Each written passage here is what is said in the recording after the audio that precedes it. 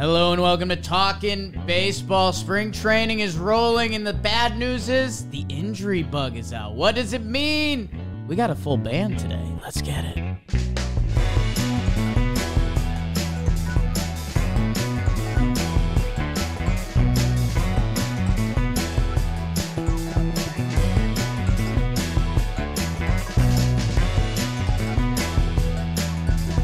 Hello and welcome to Talkin Baseball, presented by SeatGeek. Code Jomboy preseason, 15% off. And that's if you've already used our SeatGeek promos or you use SeatGeek. That works anytime, and I think multiple times. So code Jomboy preseason, 15% off wherever they'll sell you a ticket. Spring training, buy a regular season game. It's less than a month away. Download the app, SeatGeek. Jomboy preseason, 15% off. You may be familiar with this somewhat high-pitched Italian voice. It's Talkin Jake. The Jombino is here. The voice is hurting. He's playing hurt. We got a stomach bug in the house. There's dogs. There's babies. Jim, how you doing? I'm doing not well. I was going to say well because that's kind of just what you say when someone asks you that. I'm not doing that great. And I just realized I don't have my AirPods in, so I'm kind of causing an echo on the whole amp situation. So if I can find headphones, I will. But yeah, man, Katie's pregnant, and she's been sick like every week of this pregnancy. And if there's a bug going around, we get it. So I down and out. I'm going to miss the TPP binge after this. I already missed. Have those started coming out? The ones that I'm not on that you guys did already? Not yet. I'm this only doing weekend, like those will start TPPs. coming out. But so it's a bummer. But yeah, I haven't talked in like 30 hours. So we spent yesterday in the urgent care and blah, blah, blah. Not doing well. Trev, how are you? A little bit better than you, James. You don't sound good. You don't look good. But this is your flu game. And I love that about you. You're Bill Diffie, kind of like my boy Jake here. Yes, we're going to be running the TPPs after that. But first, we got to go through some bad news. Spring training injuries. You know they're going to happen. You wish to avoid them, but sometimes they come. And some of these ones are pretty bad. So we'll be talking about that. Jake, your sweater is 6 out of 10. Jessica got a good laugh at me yesterday because we had one of our partners under 5'10" sent us some clothes, and it fits me really well, Trev, because I'm under 5'10". And my sweet, effervescent Jessica laughed in my face, even though she married this shorty. Trev was bummed out that we were doing an all-injury episode, but there's some big ones, because that's not normally who we are. We're hype, but maybe we'll end up being hype for people who are getting some opportunities and things like that. As breaking news across the desk, 24th all-time in second baseman homers, Rougned Odor, signed by the Padres to get some spring training run, so we'll deep dive into that as well. I was just going to say, before we get into these injuries that kind of like happened, did we have any show up to spring training surprise injuries this year? I feel like that's Frankie Montas. Well, I said surprise injuries. Oh, that wasn't nice. I don't know. Normally we get the well, I guess Chapman showed up and said he slipped, so I guess there was some funny business. I His guess arms were numb. I guess I don't understand that. We're always going to get one of those, someone slicing an avocado or sticking his hand in the garbage disposal. Something like that happens when you let these guys loose in spring training. I guess Chapman's the first of that. His arms just didn't work. Well, and the other one that we always jump to now, because it was a part of, as Talkin Yanks was on the up and up, Thairo Estrada, who's now become a real player for the San Francisco Giants. We talked about him a little bit. He showed up to camp one time and he was shot in the leg in the offseason. And he's okay, but he just showed up to camp and was like, yeah, it happened. You try to hide stuff from the team, at the end of the offseason, you're like, I'm not showing up to camp hurt. Hiding getting shot is a little tough. It's the show up to your parents with the test you failed. I got shot. Where do we want to start, boys? I think the biggest one, friend of Jomboy Media, a guy that was set up for like a big time season. He kind of had his breakthrough year, and then the Dodgers kind of gave him the kings to the kingdom a little bit. I thought the Dodgers might make a play for one of the big shortstops. Gavin Lux, they were going to let him go. Former big-time prospect, and he's fighting on the Dodgers for playing time. He gets it. He has the nice season. He suffers a torn ACL. He's running from second to third. Grounder to third. The third baseman throws it over to second. He kind of does the get out of the way of the throw because you see someone throwing at you. Takes a funny step. And, if you've watched a lot of football or any sports, when you see that step, you go, oh, boy. You kind of hope it's like a hyperextended knee. Torn ACL, out for the entire season. And, in Dodgers camp, hey, thank God they already made that Miggy Rowe trade. He's got to be the first insurance policy that pops up. But they also have these versatile guys like Chris Taylor and some other young prospects. So, I don't know. When you guys heard this, we might have Mookie Betts playing some second base. I guess where do you jump, Trev? I just feel for Gavin because this was going to be like a real extended run at the shortstop position. He really had a great start to last year, and even with like a kind of like a slower September, his numbers were still pretty good, especially if you consider like where he's playing. And you just kind of expected this. Everyone was on the Gavin Lux train, and we all loved it. It wasn't like, I feel like everyone was rooting for him. And I referenced this on Baseball Today. A lot of the times we go through the off season and, baseball players are working out. You're doing it in shoes a lot. Even when you're sprinting around, you're doing it in regular shoes. At the end of the off season, you end up putting spikes on a little bit, trying to get your feet used to the spikes, making movements in spikes, just a little bit different.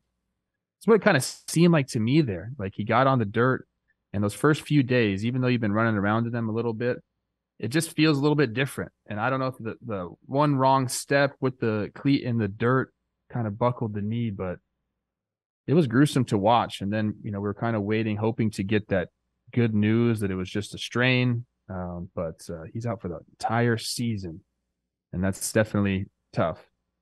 But yeah, like you said, Jake, Miggy Rojas coming over now seems like, an incredible deal for the Dodgers. He'll probably get an extended look there with Chris Taylor. They're saying now might come in there. The depth is being, questioned here. We always talk about the Dodgers' depth and how good it is. Like it's going to be tested this year a lot. Yeah, I'm wondering if they wait till after the World Baseball Classic to bring in some of the shortstops. Like Didi's playing in the WBC. If he has a decent showing, if he looks, do you bring him in to finish out camp and give him a shot? Like you need not a knock on who they have, but you need something. It was already an area that was like not a lock. I think Jake was kind of like a little nervous for him about with their infield. Like, oh, you guys lost some key pieces to Turner. And now you lose the guy you were banking on to replace him. Miggy Ross, we love him. We love Lux. And I haven't even watched it yet because I can't hate watching non-contact injuries. They scare me way more than contact injuries. But, is Simmons or Jose Iglesias playing in the WBC? I would have thought one of them got picked up already. Usually it's like, okay, boom, just come get reps with us. But I don't know if both of those guys are playing and the WBC changes that outlook a little this year where you're like, oh, well, they're doing, that's our tryout. We'll just go see out of those three guys who looks the best right now.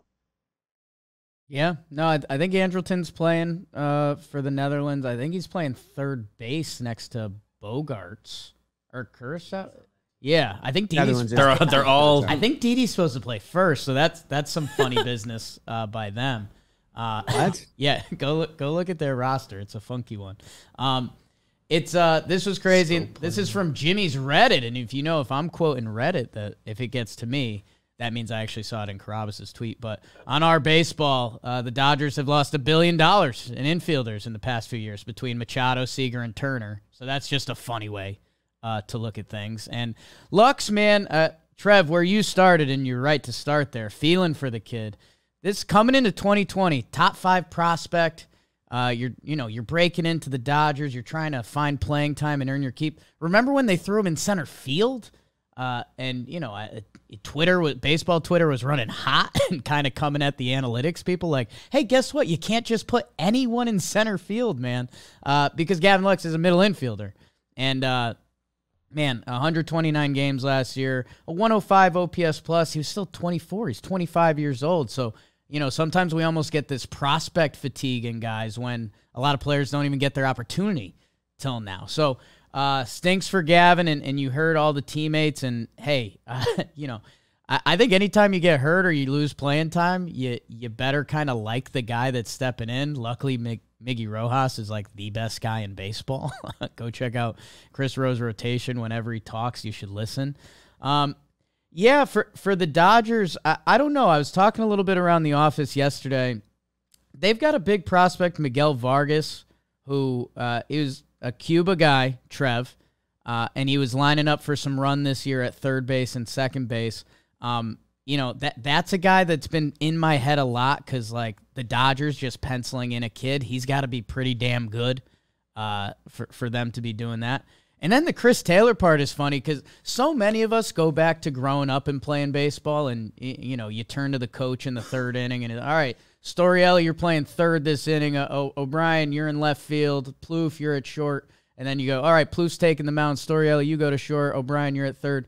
Chris Taylor is starting a new throwing program to be able to play shortstop. Like, I don't think we get in that mindset, but it's how grueling and tough that position is that, I don't know. That's a really tough ask for Chris Taylor at this point in his career. And that's where I think Miggy Rowe is going to feed off the Dodgers and his ability to play shortstop, that you're going to see him out there for a lot, which, again, his price tag is kind of a bargain. Dude, he's like the only primary shortstop on that roster right now.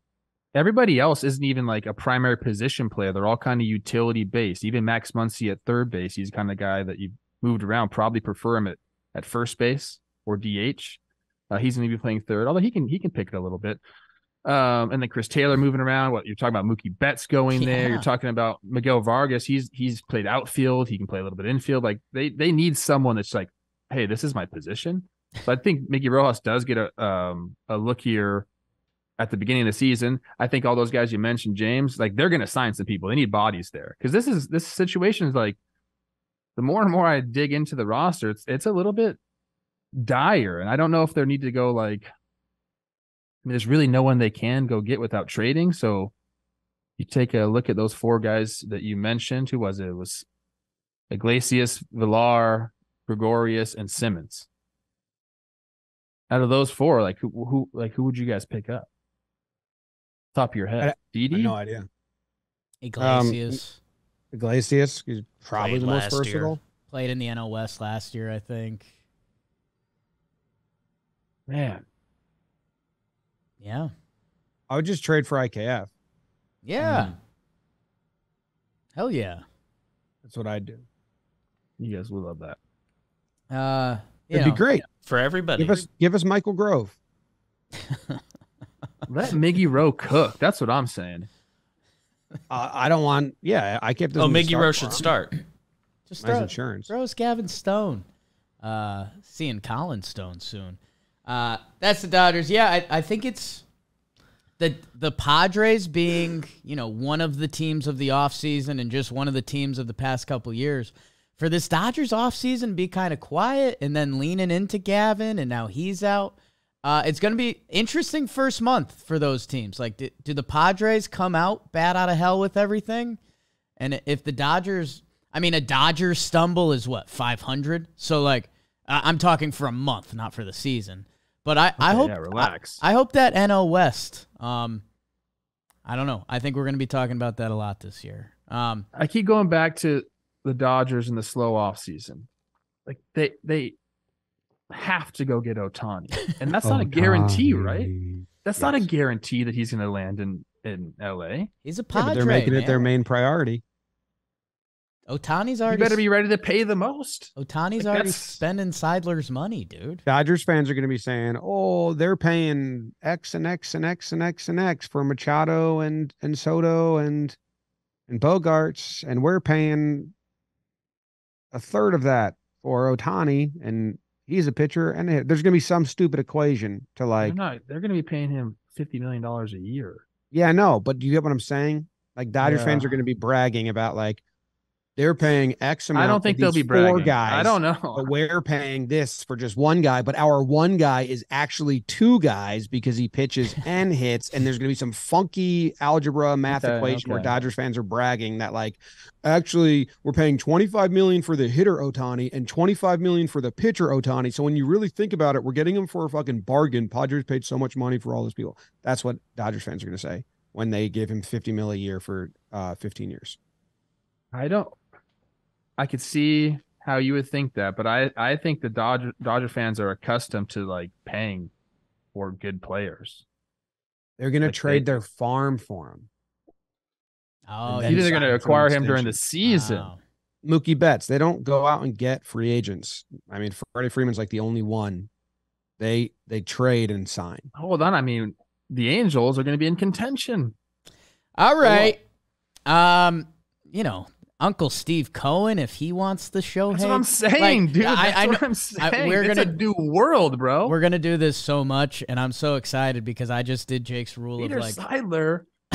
Seidler, the Padres will be in. They offered Judge. You better watch out. If someone's following you, you feel like someone's following you, they're probably following you. Just get away from his money, bro. Whoever listens to this show and is connected to Peter Seidler, I want him to be the presenting sponsor of Talkin Baseball. He's listened to the show. Talkin Baseball presented by Peter Seidler. Oh my God. The good news is we're going to keep it out on the left coast, fellas, because actually down the road and those San Diego Padres, Big Joe Musgrove, who signed a measly $100 million extension with the Padres. He's like low man on the totem pole over there. Fractured the left big toe, out minimum couple weeks, 4 to 6. I mean, this is also spring training. You got to build yourself up. It's not, it's a little different than if a guy gets hurt towards the middle of the season to coming back. So with the Padres, a lot of their main starting pitching, Darvish, Snell, Musgrove was there. They signed Waka. Right now, they're the bottom 3 in their rotation, Jim. Waka, Martinez, and Lugo. What foot was it? It was left foot. And he's a righty, so it's his plant foot. Landing foot, yeah. Who cares? This is nothing. He'll be back in mid-May, and then rolling, and everyone's gonna say that was actually a blessing. He's got a fresher arm. Okay. I mean, Jim Abbott pitched without an arm. Isn't his left toe? I mean, probably doesn't feel too good right now. I get what you're saying for sure. Hey, imagine people are going to miss a month of the season. If you get it out right away, like, I don't know. A lot of guys, a lot of teams do a shortened rotation anyway in April. They were thinking about doing a 6-man rotation. So that's one of the questions we have. Does that change here? He's 6'5", 230. That's on Baseball Reference. What size fucking kettlebell was this dude using? 1.5-story alleys. I wonder how he did it. How come Chapman couldn't even come up with this excuse? Would he hit his face with a kettlebell? Like it's something working out wise. I've done that with a free weight a couple times. I'll do a curl and I'll just crack myself in the jaw. It's a pretty bad feeling. Yeah, I don't know. I mean, I guess you could say I was bench pressing with no spotter, and it came. I mean, Aroldis Chapman came with I slipped and fell. That's dog ate my homework level excuse. Yeah. I don't think he cares. I have to tell you guys something. Everybody that's listening, and I hate to be a butthead. If you think Aroldis Chapman slipped and fell and busted his lip, and you really think that, you're one of the more naive people in the whole entire universe. Allegedly, both. No, that's the full story. I believe. Because that's where you get bruised when someone pops you in the face, for sure. But he slipped and fell, and his arms forgot to work. Jim, I'm gonna spin. I'm 100% with you, by the way. You're not a dummy. Spin it back to the Padres. I do like partially where you started, Jim. Let's see where Musgrove starts throwing and how that big toe's doing. Just land on your heel, man. You don't need that thing. But I actually do like it as almost like you said, Trev, with the Padres debating kind of a 6-man or how do we want to do it early in the season. Let's see what you got. Let's see if Adrian Morejon is back at it. Let's see if Brent Honeywell Jr. I feel like we've been talking about Honey for a while. If he could finally put together a season and stay healthy, that would be awesome. Remember when Ryan Weathers was the youngest player in baseball for a while, or the youngest pitcher? Like, they do have some depth options there that, yeah, I like that, Jim. Don't even rush them. Build it up, save them for October, and let's see who of these young guys clicks. And let's not forget Cole Hamels' agent, our favorite agent on the show. Greatest agent. He's the best, bro. $1 million, come throw a bullpen for us. Come on. We won't even put TrackMan up there. Fuck it. We don't even need that. I'm looking at this lineup, you guys, right now. I know we're talking about the pitching staff, but the lineup is kind of a joke. I can't wait to see this in action. But they do have a lot of guys that are playing in the WBC, and we've already seen Machado being like very flippant about this fucking pitch clock. He doesn't really care. Are they going to be like the biggest, like, what's the word I'm looking for? Offenders of this the first month? Like, are we going to have one team that's just like, guys, come on, let's get it together? Are they going to be that team? They're going to be in the WBC. These are big stars. They probably don't care that much about it.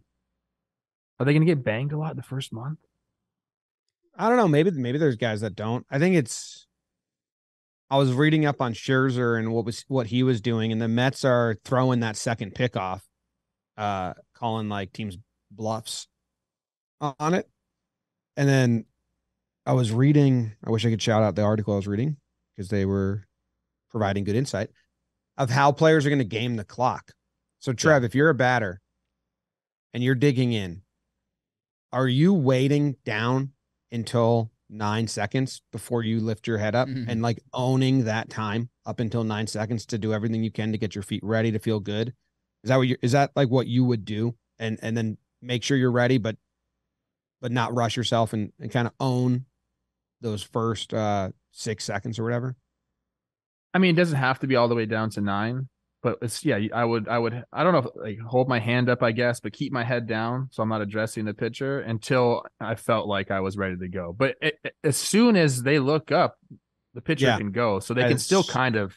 As soon as the batter looks up, they can go. So some pitchers who have the stamina are just going to be grab and go, like Scherzer was doing it, like just crazy. And if that batter waits all the way until 8 seconds, the pitcher doesn't even need to address him at all. If he sees it get to 9, go one Mississippi, he has to go. Pitch and go, and you're never going to get a ball. And you could quick pitch the batter there because his eyes, even if his eyes aren't on you, that's on the batter. Also, if the batter waits until 8 seconds, well, now you as the pitcher can just fucking hold the ball, and you have 8 seconds to own that time, and you can wait and to deliver it with 1 second left, 2 seconds left. So there is going to be a game within the game between that, which I don't know if I like or not like. If we see that, like we see the quick 8-second quick pitch really get exploited. The thing that I'm kind of concerned about with all this, and I hope it gets figured out with some law, like some rules, is that like the umpires really have a lot of pull here, like common sense type stuff. You talk about that, but what's to say one day this guy's just pissed off and he's calling everybody every single time? Like there needs to be something figured out there, whether it is we add 2 seconds or. Yeah, I think what they do before they even, and there's going to be like an article halfway through the season by, Petriella or Eno Saris, like the timer's actually been delaying it by 2 seconds without anybody noticing. Like, instead of hitting go, as soon as the pitcher catches it, MLB tells the official timer in each stadium, like, wait 2 seconds. So it's actually 17, not 15. Well, it's also who's running it. Like, in a lot of basketball in recent years, you get. Oh, that's the worst clock. You get the home court clock. I wonder if you'll have teams that have a quick clock for it's not an official. Has to be an official. Like the umpire in the booth or something like that. They could go review. I don't know if it's there's somebody running the clock. It might person be running. Are stadium. stadiums going to start fake countdowns? Are fans going to start fake countdowns? People are talking about that. Yeah, I don't want it to become a whole thing like that. You know what I mean? Like I want it to speed up the pace of play, but not become the main storyline of a game. Or I think they're going to No. talk It'll about calm it. down. They're It'll gonna, calm down. They're going to talk about it on broadcast a ton early on. Like even listening to some of yesterday's spring training games, it was like the only topic, and you're like, oh boy. But yeah, I mean, we're still in the teeth of it. What I like, and I think I just figured out what you guys talking is. You were talking about this Padres being swaggy and don't care, and Machado, you know, he's going to be Manny Machado, and that's your problem. I like Machado stepping in against a pitcher he hates, like some reliever on the Dodgers, and he doesn't step in the box, and he just takes a first strike, and he goes, good. You got one. Let's see what else. Like, yeah. And then he hits a homer off of him. Like giving the guy a stroke in golf. Like, you need a few Yes. strokes, Yes. Oh, You need this, and I like don't. that. I like that. You know what else you need? You need to head over to the DraftKings Sportsbook. A little basketball shout out in there. They're the official sports betting partner of the NBA. You can put $5 on any pregame moneyline bet and get $150 in bonus bets. If your team wins, they've got their same game parlays. Joe's has been posting his parlays lately. Yeah, tail or fade. That's your guys' call. But they'll also give you a no sweat game parlay every day. So if it doesn't hit, you get a bonus bet back. Download the app now and sign up with code TALKIN. New customers can place $5 on any pregame moneyline bet and get $150 in bonus bets if your team wins. Only at DraftKings Sportsbook with code TALKIN. Minimum age and eligibility restrictions apply. See show notes for those tails.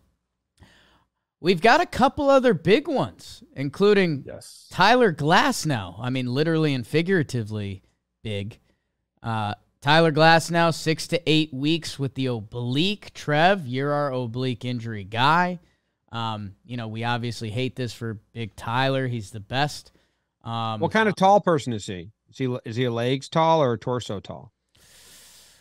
He might be He's a both. torso. Okay.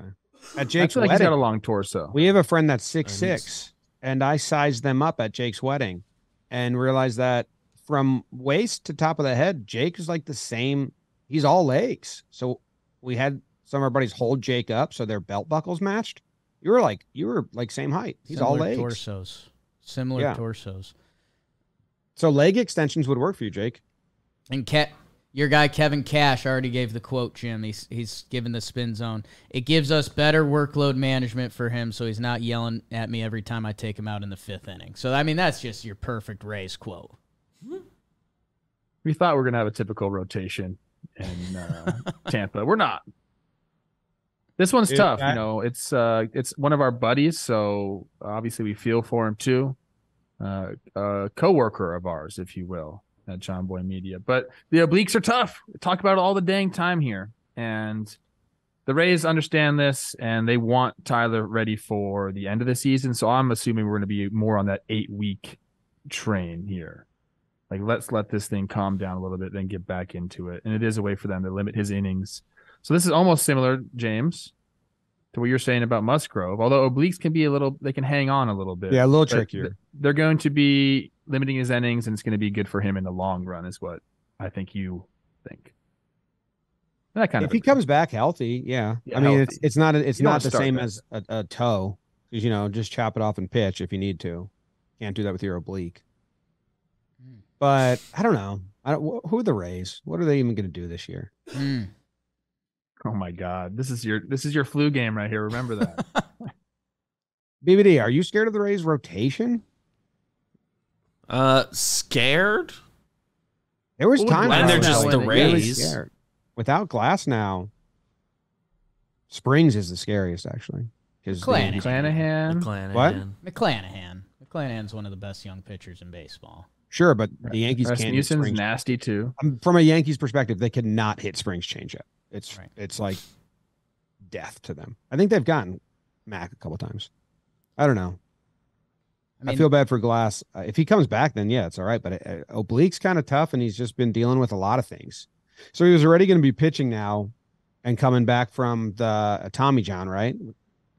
Mm-hmm. And kind of seeing how his body feels post Tommy John and adjusting to that, which I know he got reps in at the end of the year, but still that's a thing that guys that come back from Tommy John say it takes a while to figure out who you are and what you're. And now he's got Oblique to think about as well when he comes back. So it's just like a little bit mental stack of pitching with coming off of a couple injuries.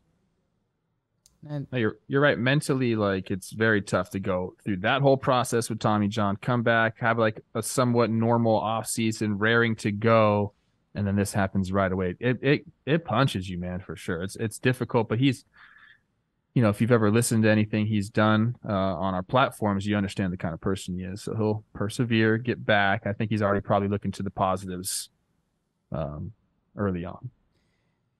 Good news for me. Look, the guy that might get the first shot at it in the Rays rotation is Yanni Chirinos, one of my favorite names in baseball. So that's big.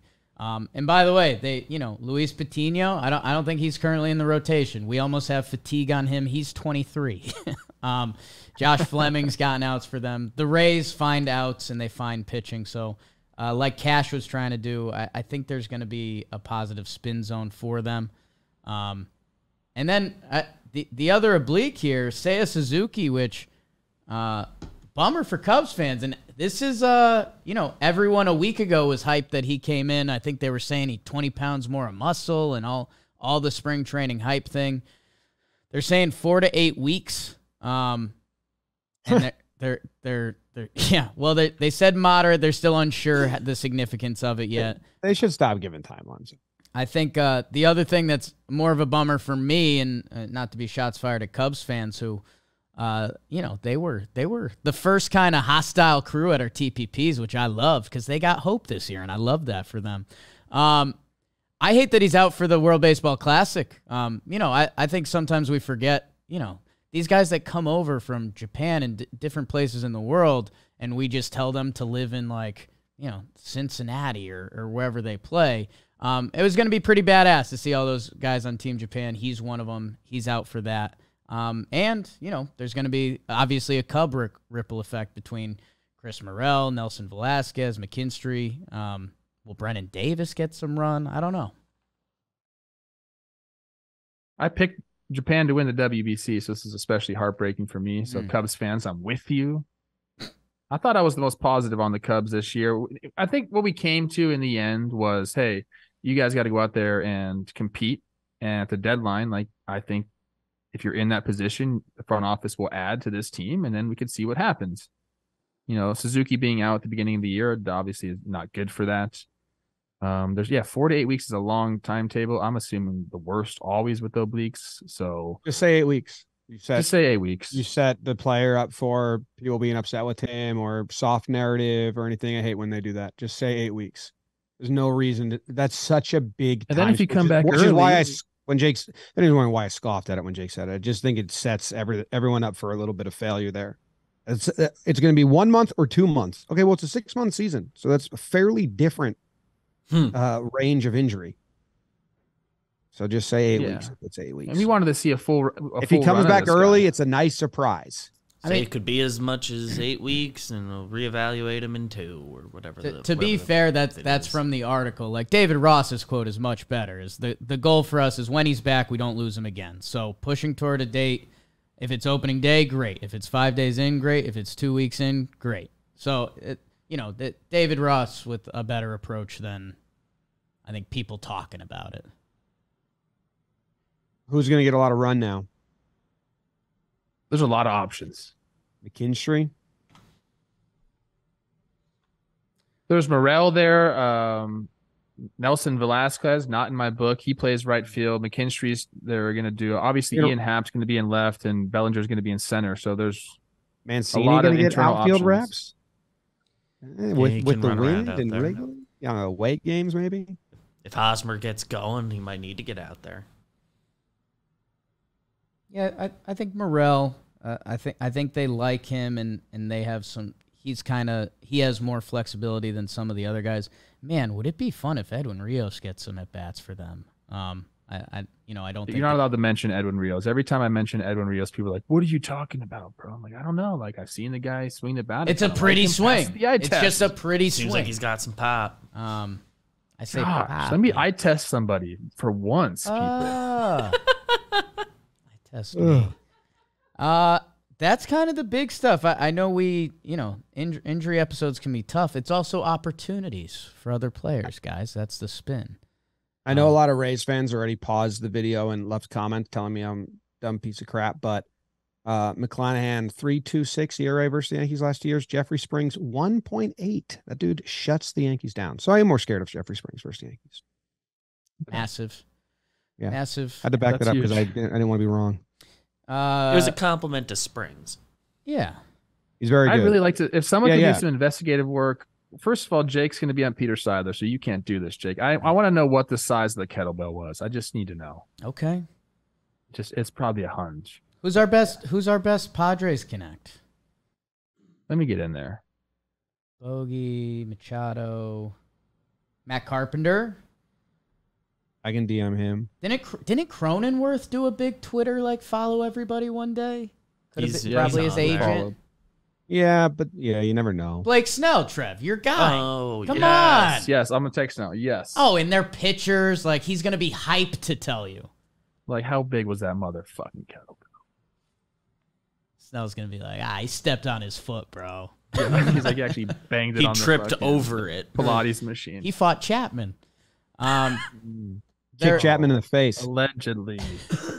Ooh, that'd be a good. Those are a couple big boys. Oh, by the way, wait, hold on. Speaking of Chapman, when you guys were talking about, we're talking about free agents and Machado coming off the board, what that means for the class.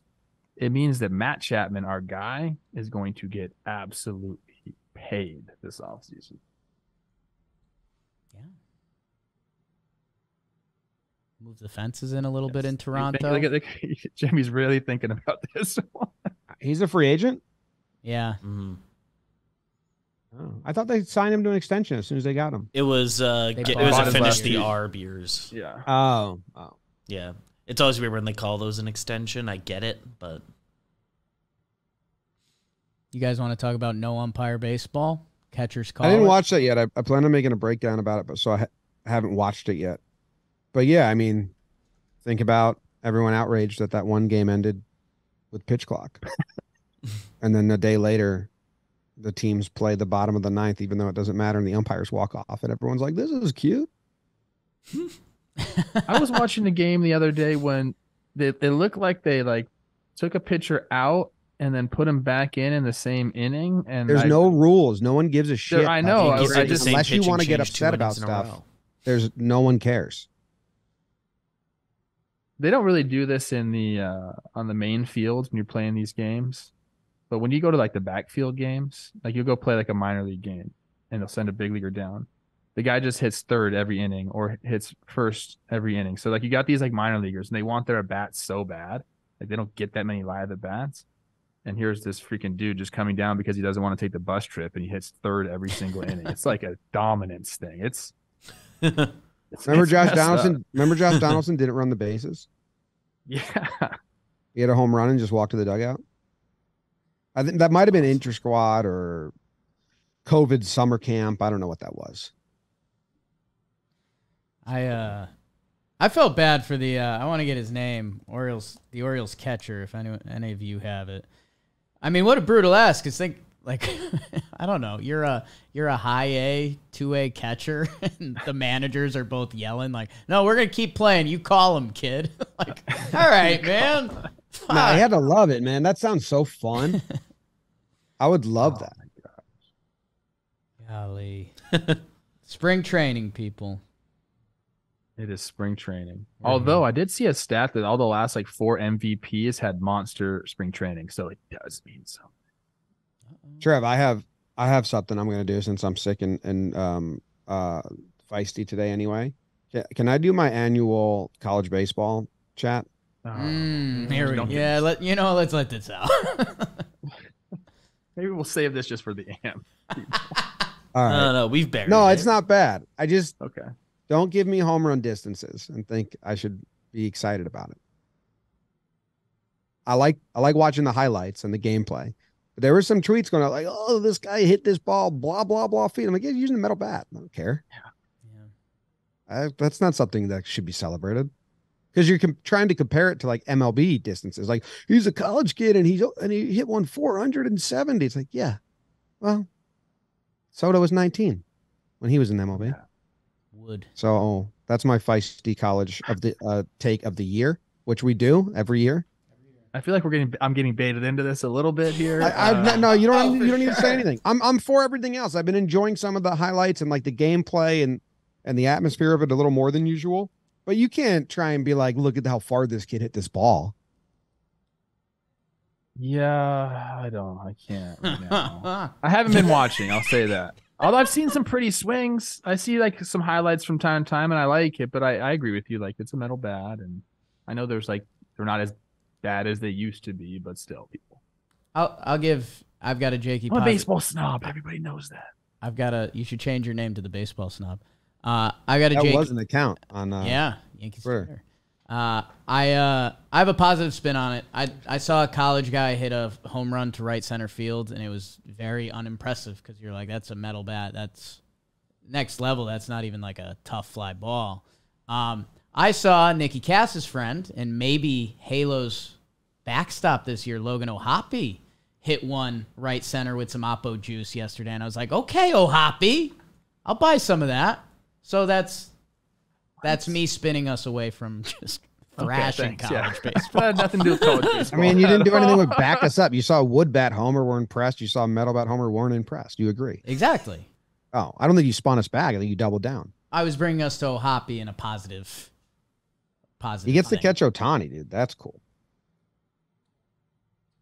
All right. Anything else? It's just like, all right. Oh no. It's like, these young guys, they have so much testosterone, but it's like loose testosterone. It's like a baby rattlesnake. How just like it doesn't know how much venom to spit out. It just spits a shitload out. That's why they're more dangerous. It's the same thing for me when I watch. I'm like, these guys are fired up, but it's like loose and it's like a little scary and like weird. It doesn't do the same thing like when a professional MLB level team gets fired up. Like those are men. And the other ones, I don't feel that way. Well, I've been watching a lot because I put it on ESPN Plus has all the every like college baseball game, so you just have it like I have it on in the background. Right now, there's not one on, but I could watch a rerun. These high school baseball teams I'm watching too. Holy! All right. Thanks everybody. Jimmy's flu game. Trevor's mid game. Wow. These idiots playing blitzball getting fired up. Ugh. Woo! Check out some TPPs. TPPs. Money on the line there. Checks out. Right. And we'll see you Monday. Big week next week. Sheesh. Wednesday will be funky. A Trev in person app next week. Trevor the City. Oh no. Jersey City.